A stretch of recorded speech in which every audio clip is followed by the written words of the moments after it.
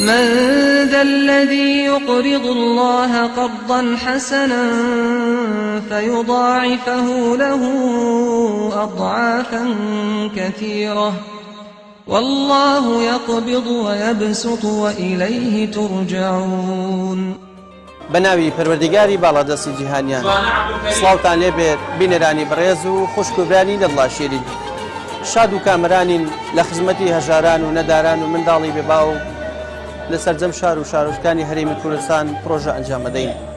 وەک لای هەمووتان ڕوون و ئەشکرایە بە هاوکاری و دەستگیروی ئێوەی ئازیز و خۆشەویست بەخشین بەردەوامە بۆ دڵخۆشکردنی هەژاران و نەداران بەبێ جیاوازی هەر بە بۆنەی هاتنەوەی مانگی پڕخێر بەرەکەتی ڕەمەزان بەخشین چەندین پرۆژەی گرنگ بڕیاری داوە بەهۆی هاوکاری و کۆمەچەکانی ئێوە جێبەجێ بکات. یەکێکیش لە پرۆژانە بریتە لە دابەشکردنی خۆراک بەسەر هەژاران و نەداران و منداڵانی بێباوە. ئەمڕۆ بەخشین سەردانی قەزای چەمچەماڵی کردووە لەوێ 150 خانەوادەی هەژار و نەدار بەسەر دەکاتەوە بۆ ئەوەی بەهۆی هاوکاریەکانی ئێوە تۆزێک دڵیان خۆش بکات و سفرایان ڕازاوە بکات. ئەمە دەکەین ئەوەی ئازیز و خۆشەویست بەم چەشنە بەردەوام بن بۆ ئێمەش بەم شێوەیە خەڵکانێکی هەژار و نەدار دڵخۆش بکەین. چەند ساتێک لەگەڵمانە بێت.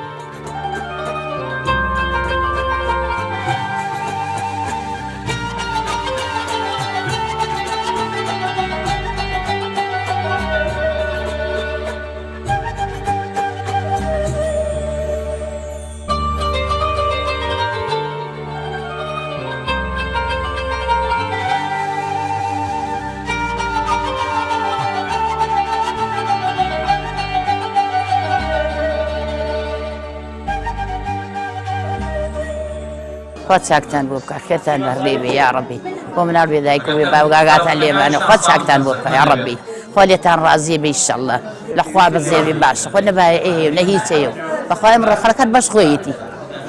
یعنی ئەمەش هەیە خوای گەورەی کردێتە واسیدە و کە یارمەتیمانەکەن بۆ مناڵ بێدایک و بێ باوک خۆت چاکتان بۆ بکە یا ڕەبی والله دوعای خێریان وەکەی خوا چاکیان بۆ بکە چانی ئەوەش هەیە خوا ماڵێن ئاوەکەی خوا هەموو ساڵی یارمەتیان دا خوا ڕزقیان بدا خوا ماڵێن ئاوەکە بخاتی قورئان خۆیان هەموو ساڵیان داوم خوا بازارتان بدات بخاتی قورئان خۆیان شەکری تایە ڕۆنی تایە برنجی تایە فاسۆلێ تایە خوا نێبڕێ و دەستیان خۆش بێ ماڵێن ئاوەکە چەند دڵتان پێخۆشە بۆ هاوکاری وەڵڵی زۆرمان پێخۆشە زۆر وازانم سێگەی نییە سێفە دەشەکە هەلە مەڵگەمە چی ئەڵێ بەخێرخوازان چۆن سوپاسیان دەکەن بەڕاست سوپاسیانەکە ماڵێن ئەوەی بخاتی قورئان خۆیان خوا بازارتان بدات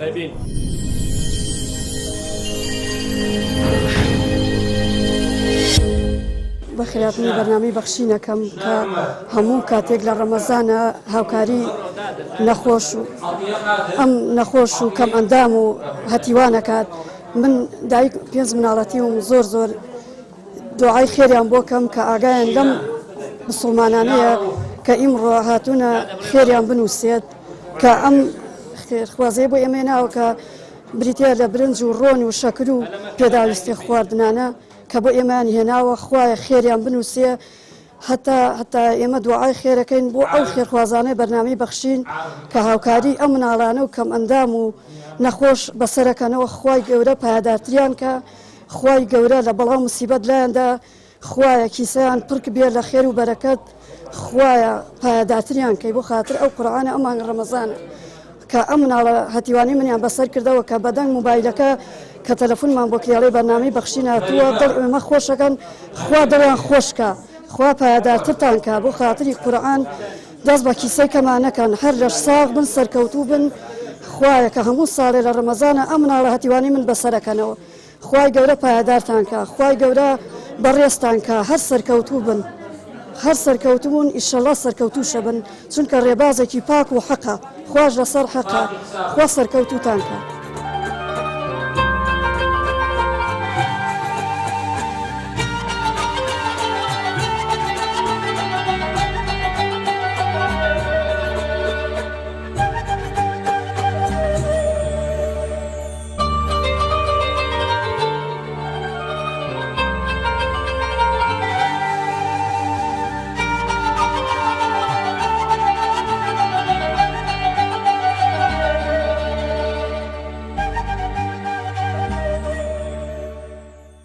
کاکە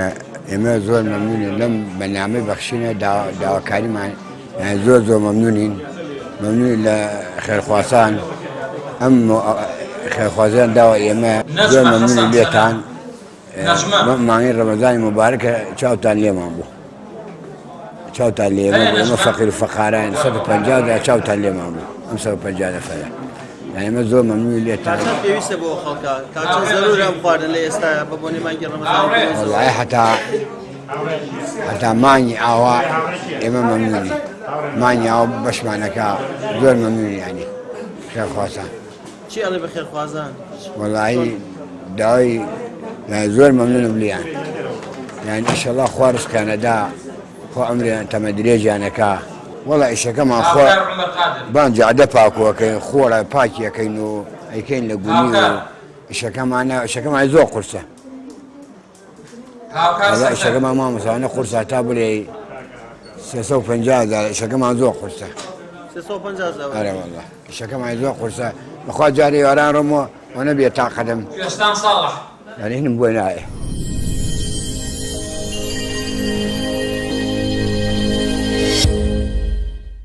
بەناوی خوای بەخشندە و میهرەبان سەرەتا بەرنامەی بەخشین وەکو هاوکاری مناڵان ئەکا هاوکاری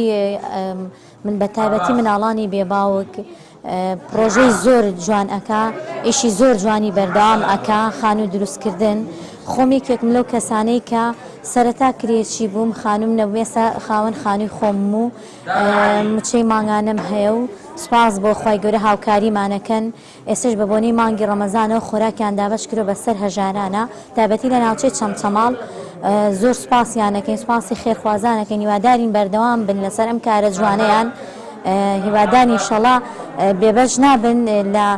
خی گەورە پاداشیان ئەداتەوە هیوادارین بەردەوام بن لەسەر ئەم کارە بەرنامەی بەخشین بە تایبەتی هەموو کەس بەسەر ئەکاتەوە مناڵانی بێباوک یعنی خێرخوازان داوایان لێ ئەەکەین کە بەردەوام بن لەسەر ئەمیشە جوانە دڵ خەڵک خۆشەکەن دڵمان خۆشەکەن ئێمە هەموو کات چاومان لەدەست ئەوانەکە هاوکاریمانەکەن مانگانە چەنەها کەس جگە لەو کەسانی کە باوکیان نییە هەتیون هاوکاری خەڵکی هەژاری شەکەن ماڵ خەڵکان بەسەر ئەکەنەوە زۆر سپاسیانەکەین وادارین خێرخوازان بەردەوام بن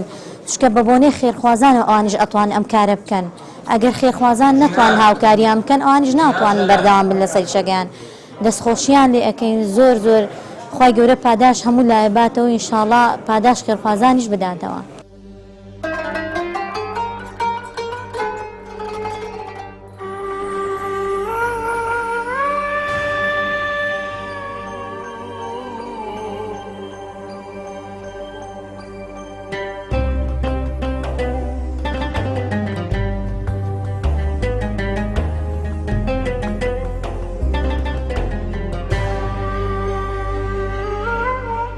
بسم الله والحمد لله والصلاة والسلام على رسول الله وعلى آله وصحبه ومن والاه. دیارە وەکو کاری بەردەوامی بەرنامەی بەخشین لە شار و شارۆچکانی کوردستاندا کە دەستگیرۆی هەژاران و فەقیرانە ئەمڕۆ وەکو نووسینگەی چەمچەماڵی بەرنامەی بەخشین بە بۆنەی هاتنی مانگی ڕەمەزانی پیرۆزەوە توانرا 150 سێت یا با بڵێن خواردن بەسەر هەژارانی سنوورەکەدا دابش بکرێ. دیارە لە سنووری ئێمەدا هەژار زۆرە بەڵام ئەوەن دەتوانرا ئێمەش هەوڵمان داوە کە کەسانی مستحق واتە مستحقتر لەوانی تر گوڵبژێر بکەین و بڕی 150 کارتۆن خواردن دابشکەین بەسەریانە و سوپاس بۆ خوا ئەمە یەکەم کار نییە و ئینشاءڵڵا کۆتاکاریش نابێت چونکە بەرنامەی بەخشین چەند ساڵە لە خزمەتی هەژاران و نەوایاندایە و ئێمە لێرە توانیمانە کۆمەڵێک بێنەوا و بێباوک و خاوەنی پێداویستی تایبەت لێرە کۆ بکەینەوە بۆی بتوانین ئەو خواردنانیان بینێ. خواردنەکانیش دیارە پێویستی ماڵێکە کە لەوانەیە زۆربەی ڕەمەزانی پێبرێتە سەر لە برنج و شەکر و ڕۆن و چای و هەموو بێت پێداویستەکان کە ماڵێک پێویستی بێ. ئێمە لێرەوە دەستخۆشیمان هەیە بۆ هەموو ئەو خێرخوازانەی کە بەردەوام لە خزمەتی فەقیر و هەژاراندان ئێمەی شەکو بەرنامەی بەخشین بووینەتە وەسیلەیەک ئومێد دەکەین خوای پەروەردگار بەرەکەت بخاتە کاری خێرخوازان و سوپاسی نووسینگەی سەرەکی بەرنامەی بەخشینیش دەکەین کە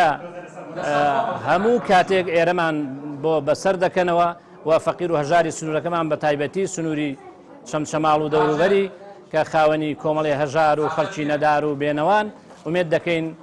خێرخوازان بەردەوام بن و خی گەورە بەرەکەت بخاتە کاری هەموو لایەکەوە خوا پاداشتان باتەوە. بەخشین خێرخوازانی خۆشەویست لە ڕێگەی ئەم ژمارە تەلەفۆنانەوە دەتوانن پەیوەندیمان پێوە بکەن و ببەخشن تا بەخشین بەردەوام بێ. بەخشین 1970 961 13 1970 961 1950 723 25 55. بسم الله الرحمن الرحيم الحمد لله رب العالمين والصلاة والسلام على أشرف المرسلين سيدنا ونبينا محمد وعلى آله وصحبه أجمعين. سرتا داواکارم لخوای پروردگار نوێژ و ڕۆژ و تاعات و عیبادەتی مانگی ڕەمەزان لە ئومەتی پێغەمبەری خوا صلی الله عليه وسلم قبول بکە. خۆشەویستان ئێمە لەم دەستگایە و لەم ڕێکخراوە با بڵێن ڕێکخراوی بەخشین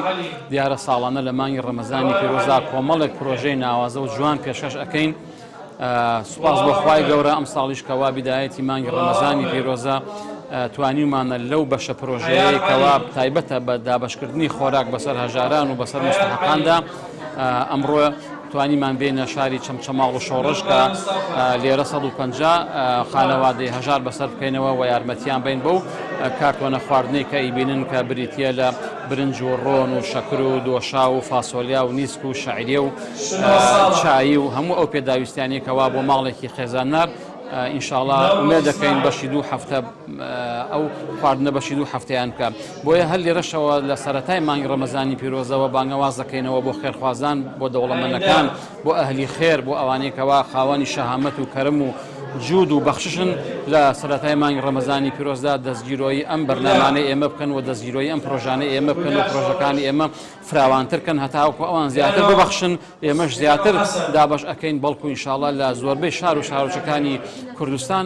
ئەم ساڵیش ئینشاءڵڵا وەک ساڵانی ڕابردوو وەکو پیشێ ساڵانی خۆمان بتوانین زۆربەی زۆری شار و شارۆچەکان بەسەر بکەینەوە بە دابەشکردنی خۆراک بەسەریاندا بۆیە دووبارەی ئەەکەمەوە چاوەڕێی هیمەتی خێرۆمەندان و خێرخوازان و دەوڵەمەندانین و ئەوانەیەکەوە ئەتوان و حەزیان لە خێرەوە لە مانگی ڕەمەزانی پیرۆزدا کەوا ئەم خواردنە ئێمە دابەشی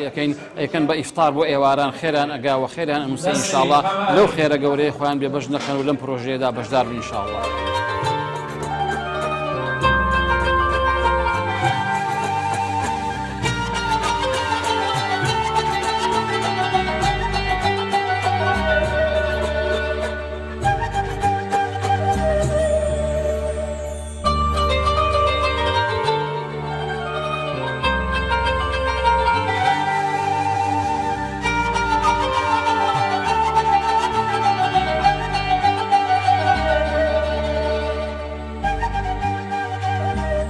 بەخشین هەمیشە بەبەخشندەی و دڵسۆزی هاوکاری ئێوەی ئازیز و خۆشەویستەوە